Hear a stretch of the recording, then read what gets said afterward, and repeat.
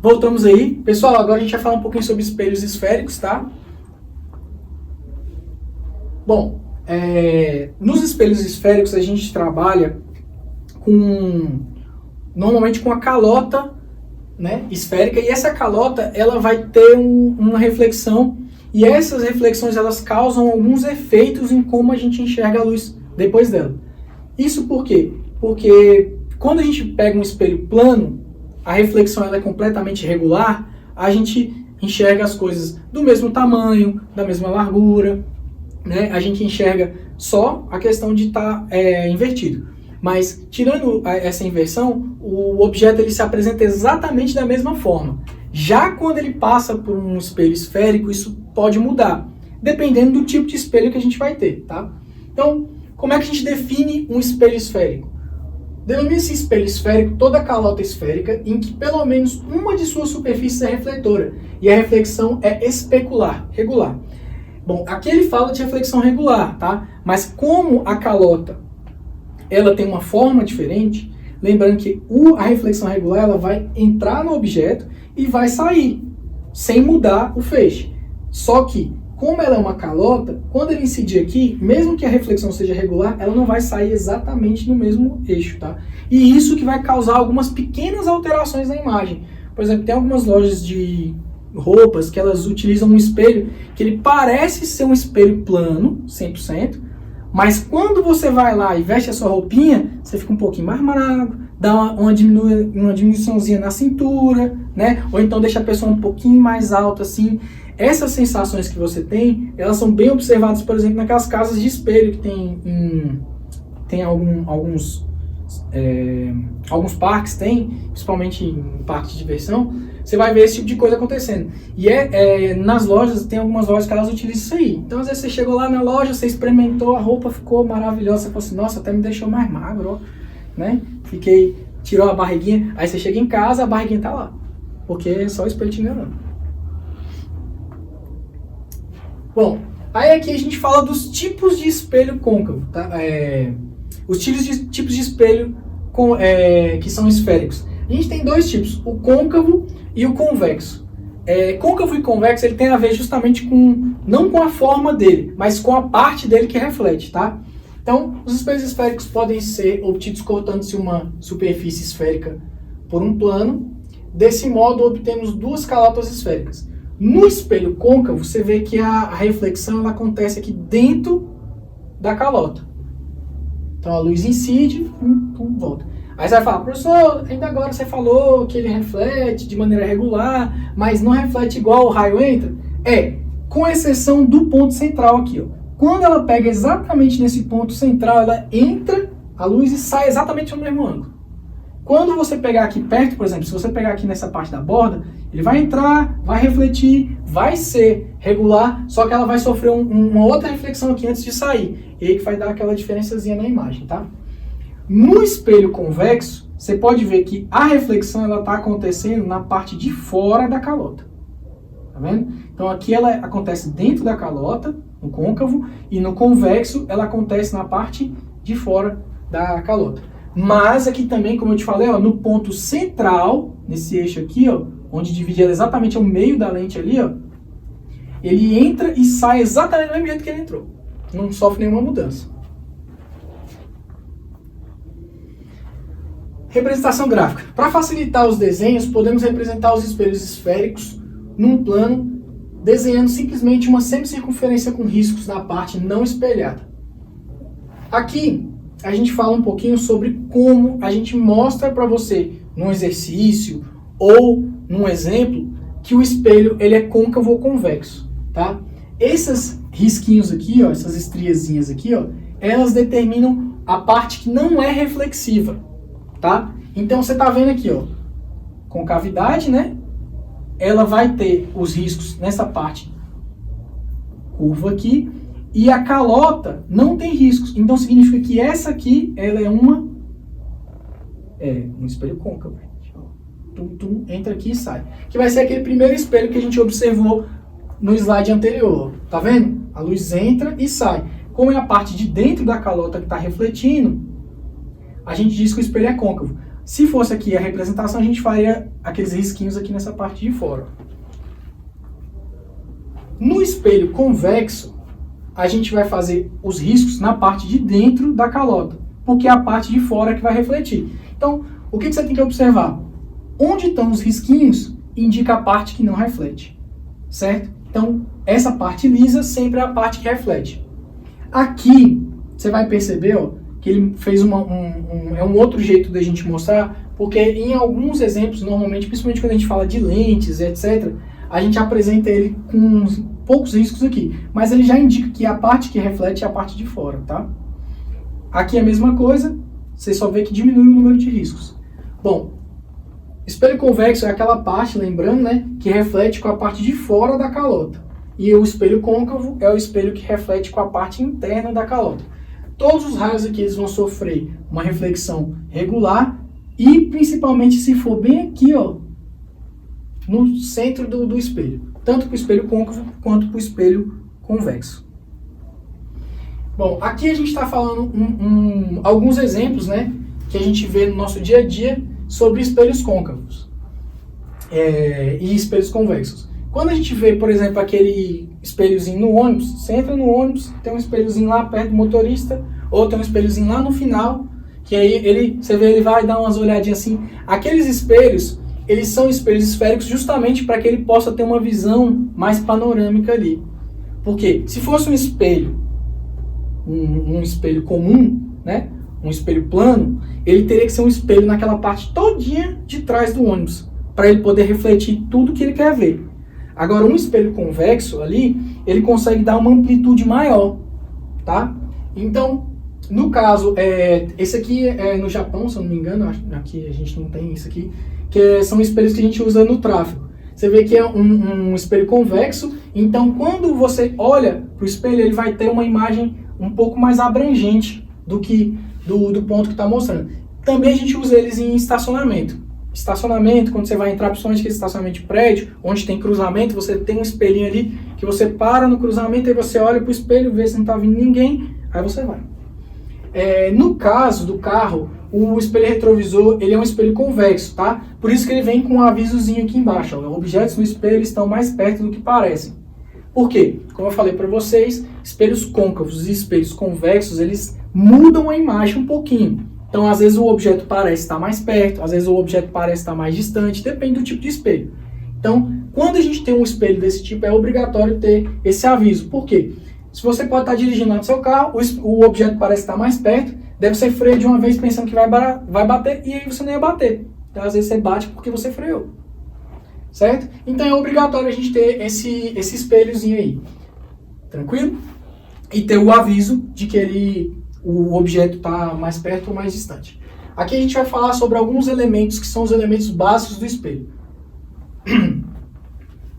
Os espelhos esféricos côncavos e convexos, eles são caracterizados por alguns elementos geométricos que relacionamos abaixo. Como eu falei para vocês, quando a gente entra na parte da física geométrica, aí a gente começa a falar um pouquinho mais dessa parte matemática, então a gente precisa dar alguns nomes, algumas variáveis, para que a gente consiga fazer os cálculos. Então a gente define aqui agora o que é cada uma delas, para quando a gente for colocar no espelho ali, você saber o que representa cada letrinha daquela que aparece nas fórmulas imensas que você tem.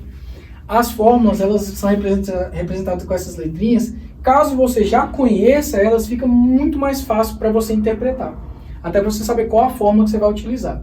Então a gente tem o centro de curvatura do espelho, que é aquela parte central ali, onde eu mostrei para vocês que o raio ele incide e volta exatamente do mesmo jeito. Então, isso aí é o centro da esfera que deu origem à calota. Como é que você sabe disso? Quando você olha no espelho ali, ó, normalmente ela está exatamente no meio, né, do diâmetro, ou seja, no raio. Se você observar, ela vai estar exatamente na metade do espelho, a não ser que essa calota tenha sido cortada de maneira irregular. Se ela for cortada de maneira irregular, aí a gente vai ter que ver como é que vai fazer para encontrar esse centro. Normalmente, nos exemplos que vocês trabalham, elas são sempre cortadas de maneira regular, então se você medir ali o raio dela, da circunferência, você já consegue encontrar esse centro de curvatura. E o mais comum de tudo é eles apresentarem para vocês o ponto onde é o centro de curvatura. Eles colocam um eixozinho ali que vai estar passando, tá? O raio de curvatura do espelho é o raio da esfera que deu origem a essa calota esférica, tá? O vértice do espelho é o ponto mais externo da calota. O eixo do espelho é uma reta que passa pelo centro de curvatura do vértice do espelho, representa também uma reta normal ao vértice. Quem não se lembra, eu acabei de falar ali agora, que no eixo, no espelho, vai passar um eixo ali na parte central, e com esse eixo você vai se orientar para vários dos seus cálculos. Por isso que é muito comum eles te darem um espelho já com um eixozinho traçado. Se ele não te der esse eixo traçado, no enunciado ele vai colocar para vocês algumas informações que vão ajudar você a chegar nesse eixo, tá? Então, presta bem atenção quando você estiver lendo o enunciado, que normalmente é o ponto que vocês mais erram, é quando vocês estão lendo o enunciado. Vocês começam a ler ali num pedacinho, o enunciado é muito grande, você pula para o final, o que ele está pedindo mesmo? Bum. Aí você perde toda aquela informação que tem no meio. E às vezes, alguma daquela informação ali, ela é determinante para você resolver. Em vários casos, 90% dos casos que eu vejo o aluno errando questão em prova, é isso. Inclusive, não só vocês no ensino médio, o pessoal que faz concurso também, vai lá, eles são acostumados, eu quero ganhar tempo, aí lê o início e o fim do enunciado, que é onde estão os dados. Só que ele perde alguma coisa que às vezes fala para ele alguma coisinha que é diferente que está ali no meio. Por exemplo, lá no meio, um exemplo de que aconteceu isso aí, uma questão do Enem que eu estava vendo um dia desses, ele falava no início que era um móvel que estava em velocidade constante. Aí todo mundo sabe, velocidade constante, movimento uniforme. Aí o cara foi lá, beleza, movimento uniforme. Vou mandar a equação de movimento uniforme, viu os dados lá no final e resolveu. Só que um pouquinho depois, no segundo parágrafo ali, ele falava que ao avistar o farol, ele freou. Quando ele freou, ele causou uma desaceleração, ou seja, ele teve uma aceleração que variava a velocidade, então já era um movimento uniformemente variado. E aí você erra porque você não leu o resto. Então tem que prestar bastante atenção, gente. Como eu estava falando, o eixo principal do espelho é uma reta que passa do centro de curvatura, pelo vértice do espelho e representa também uma reta normal ao vértice. O eixo secundário do espelho é uma reta que passa pelo centro de curvatura e intercepta o espelho em qualquer ponto do vértice, exceto o vértice, tá? Porque o vértice é quando ele está o eixo principal. A abertura do espelho. O ângulo formado pelas retas que passam pelo centro de curvatura e pelos extremos do espelho esférico. Aqueles raiozinhos que você vê assim, ó, que mostram a delimitação do espelho. Foco principal. Ponto médio entre o raio de curvatura e o vértice. E o foco secundário, que é o ponto sobre o eixo secundário, equidistante ao vértice. Equidistante significa que tem a mesma distância, tá? Quando eu falo, por exemplo, duas pessoas estão equidistantes, se um está a 1 metro do outro e o outro está equidistante, ele está a 1 metro dessa pessoa. É a mesma distância, tá? O termo ele é utilizado sempre para dizer mesmo. Então, mesma distância, tá? Equidistante, mesma distância. Do vértice ao centro de curvatura.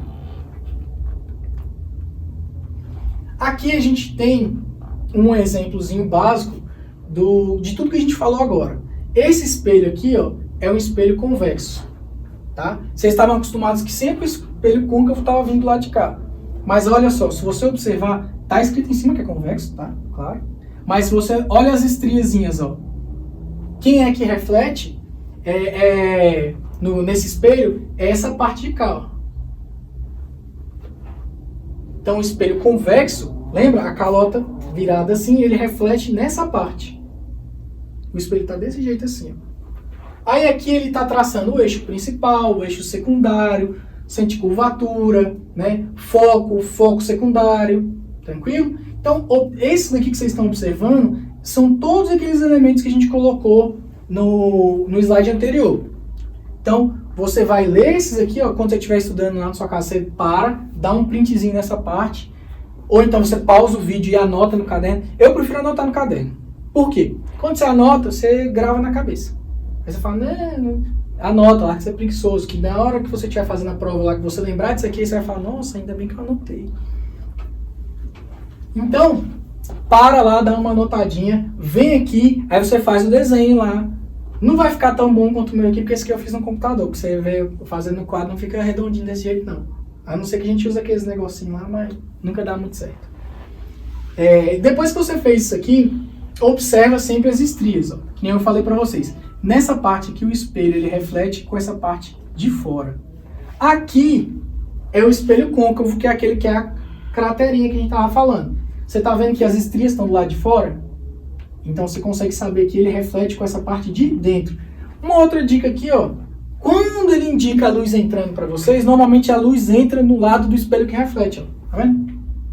Luz vindo pela calota, pela parte de fora, né? E a reflexão dele se dá por aqui.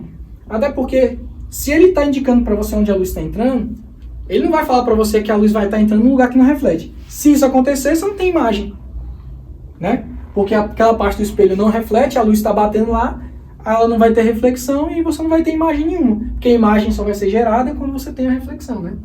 Então, presta atenção nesse detalhe aqui, ó. Observou para onde a luz está entrando, é mais fácil de você identificar. Aí vem eixo principal, né? Que é aquele que está passando aqui no meio. Aqui é o vértice. Aí aqui o foco, centro de curvatura, né?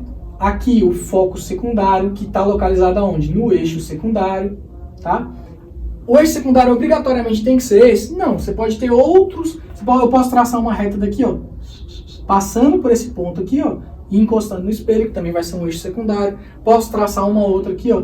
O único ponto que não pode ter, se vocês se lembram bem daquele slide que eu falei lá, ó, é o vértice, ó. Ele fala aqui para você, ó, o eixo secundário ele não pode passar no vértice. Por quê? Se você passar um eixo secundário no vértice, vai ser o eixo principal. Aí você não vai estar traçando um eixo secundário. Então, qualquer lugar que você traçar do início ao fim do espelho, vão ser eixos secundários, desde que não seja no vértice. Aí aqui entra aquela delimitação que eu falei para vocês, ó, tá vendo? Que aqui é a delimitação do espelho, essa aberturazinha aqui. Lá no slide anterior, que ele fala aqui pra gente, a abertura do espelho. Esses dois pontos assim, ó, ele vem tracejando para mostrar para você qual é o ponto que o espelho compreende aqui, tá? Tranquilo? Então, vamos para a próxima. Formação de imagem no espelho. Aí é que começa a diversão. Todo mundo estava esperando esse momento. Inclusive as meninas aqui da gravação estão rindo porque elas já estavam esperando, ansiosas, assim, falando, eu quero matemática e tal. E chegamos lá. Quando você fala disso daqui, pessoal, você localizou já o centro de curvatura, você já localizou o eixo principal, você já localizou o vértice, etc e tal. Aí você começa a emitir luz ali. Aí quando a luz entra, você vai fazer o comportamento do espelho. Esse espelho aqui, por exemplo, ele é um espelho côncavo ou convexo? Olha as estriazinhas, pessoal. Ó. Lembra que eu mostrei para vocês lá no anterior? Quando a estria está nessa parte, que ele faz assim, a barriguinha para fora, ele é um espelho convexo. Quando as estrias estão mostrando aqui que a parte reflexiva é nessa parte de dentro aqui, ó, da calota, a gente chama ele de espelho côncavo. Então, sempre observe isso aqui. Então, por aqui, ó, nesse daqui, eu já não falo para você qual espelho que é, para você já começar a se treinar. Então, esse espelho, ele é convexo e esse ele é um espelho côncavo. Observa sempre a barriguinha, a calota refletiu na parte de dentro. Como é que eu sei isso? Observando as estrias. Refletiu na parte de dentro, côncavo. Refletiu na parte de fora, convexo. Beleza? Aí, professor, tá entrando raio aqui e tá saindo. Entrou com alfa, saiu com alfa. Por quê? Porque ele acertou exatamente no ponto do centro ali. E esse ponto que a gente já falou infinitas vezes aqui, ó. Vou até voltar lá no slide para vocês. Vou vir o centro de curvatura. Toda vez que o raio incide lá, ele sai exatamente com o mesmo ângulo. Então, o ângulo de incidência, esse alfa aqui, tá? A gente vai começar a dar alguns nomezinhos já para eles. Esse aqui é o ângulo de incidência. E esse é o ângulo de reflexão aqui. Ele incidiu, refletiu. Beleza? Então, alfa aqui, obviamente, é igual a alfa, porque ele foi no ponto central. Tranquilo? Então, vocês têm que observar essas pequenas coisas para você poder ir compondo o seu conhecimento sobre espelhos. Aqui você vê que é exatamente a mesma coisa, né? Por quê? Pegou no centro de curvatura, independente dele ser côncavo ou convexo, o ângulo de reflexão vai ser igual ao ângulo de incidência. Então, olha só, incidiu com alfa, saiu com alfa também. Beleza? Então, observe que isso aí não depende do espelho, né? Depende do ponto onde ele está incidindo. Bom, imagem, um ponto objeto muito distante, infinito. Por estar muito distante, podemos dizer que os raios de luz provenientes de um ponto do objeto chegam ao espelho praticamente paralelos. Então, quando ele falar para você no enunciado que o objeto está localizado num ponto extremamente distante, que tende ao infinito, ou então está localizado lá, no ponto que ele fala assim, infinito, ele está falando para você que quando essa luz chegar no espelho, ela vai chegar incidindo com raios que são paralelos. Por quê? O objeto está tão distante que a luz deu tempo dela vir aqui, ó, e entrar certinho no espelho. Aí você fala, e o que isso vai resultar? Quando você observar o raio aqui, ó, aqui é formado a imagem, tá vendo? Esse pontinho aqui, ó, bateu, refletiu. Esse pontinho aqui é a imagem. Tranquilo? Aí aqui você vai ver, professor, como é que você sabia que ele refletia exatamente nesse ponto? Lembra o centro de curvatura? O ângulo aqui, ó, ele incidiu com alfa, ele vai ter que sair com alfa. Você vai traçar aqui uma linha, onde ele incidir, você traça uma linha vindo até o centro de curvatura, certo? Traçou essa linha até o centro de curvatura, o ângulo que está desse lado de cá, você pode medir lá com o seu transferidor, se aqui tiver 10 graus, esse ângulo aqui tem que ter 10 graus também. Aí você vai saber exatamente onde ele sai. Você traça uma linha reta, pega a reguinha, faz lá. A mesma coisa acontece com beta, tá? Que é o segundo raio. O segundo raio ele vem aqui, ó, incide, né? Aí eu peguei, ó, tracei a retinha até o centro de curvatura. Aí aqui eu medi, sei lá, deu uns 3 graus mais ou menos. Aí o ângulo beta que vai ter aqui do raio incidente é beta 3 graus. Então o raio que é refletido ele vai ser beta 3 graus também. E aí a gente marcou a imagem ali. Tranquilo? No espelho convexo, a gente vai fazer exatamente a mesma coisa. Pega o eixo principal, certo? Observa ele aqui, pega o centro de curvatura, chegou o raio. Como ele vem de um objeto infinito, ele vem paralelo, né? Os dois raios. Então, vem o objeto aqui, ó, bate aqui, você traça, colocou para cá, você vai ter alfa. Sabendo o alfa de cá, você vai saber o alfa de baixo. Aí você vai e prolonga ele aqui. A imagem, isso é muito importante, vocês verem. A imagem no espelho côncavo, ela é formada fora do espelho. Tá? Então, você vê que a luz vai, volta e forma a imagem aqui. Ela é uma imagem chamada de imagem real. Tá? Daqui mais para frente a gente vai falar um pouquinho mais sobre isso, mas segura essa ideia. A imagem é formada fora do espelho, isso é uma imagem real. Essa imagem aqui é chamada de imagem virtual. Você nota que ela é formada dentro do espelho. Então o espelho ele começa aqui, ó, formado dentro do espelho. A gente vinha já construindo essas ideias, o centro de curvatura e tudo, estava dentro do espelho, já para vocês verem. Então essa imagem virtual é a que normalmente vai sofrer as maiores mudanças, tá? Porque a imagem aumenta um pouco, às vezes você tem uma profundidade maior, que é por isso que várias vezes a gente usa espelho convexo em objetos que a gente tem no dia a dia. Então, lembre-se, você vai aqui pegar o raio, vem, projetou ele aqui, ó, marcou, ele foi nesse ponto, então eu vou vir aqui e traçar a reta. Projetou, alfa aqui tem 5 graus, então o alfa de cá tem que ter 5 graus.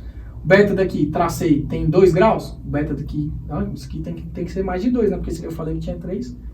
Então esse aqui vai ter uns 3,5. Aí, 3,5 para um lado, 3,5 para o outro, certo? Isso você pode medir com o seu transferidor. Aquele redondinho que você nunca usou, que tem lá, que quando você foi começar a estudar desenho geométrico, o professor falou assim, compa, transferidor, né? A compasso, que vocês não sabem usar também, que você põe assim e gira e o negócio fica todo torto. Você vai utilizar isso aí. Utilizou ele lá, você vai conseguir saber o ângulo e você vai saber quanto vai ter que ser o ângulo do outro lado. Fez isso daí, pronto, acabou, tá traçado seu raio. Aí você vai vir aqui, ó, você vai projetar, observe isso aqui, ó. O raio que eu refleti, você vai projetar ele para dentro do espelho.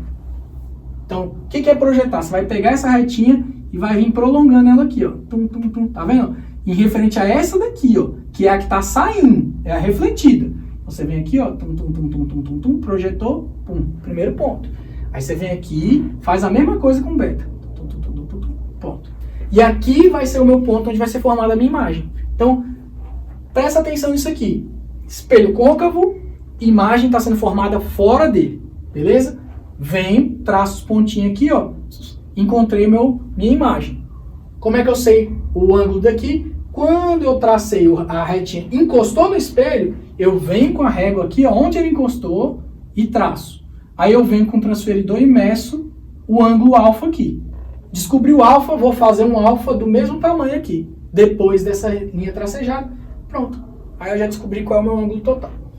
Tem jeitos mais fáceis? Tem. Mas pra frente a gente tem umas coisinhas matemáticas aí para ajudar. Mas desse jeito aqui, qualquer pessoa, mesmo que não saiba muita matemática, vai conseguir fazer.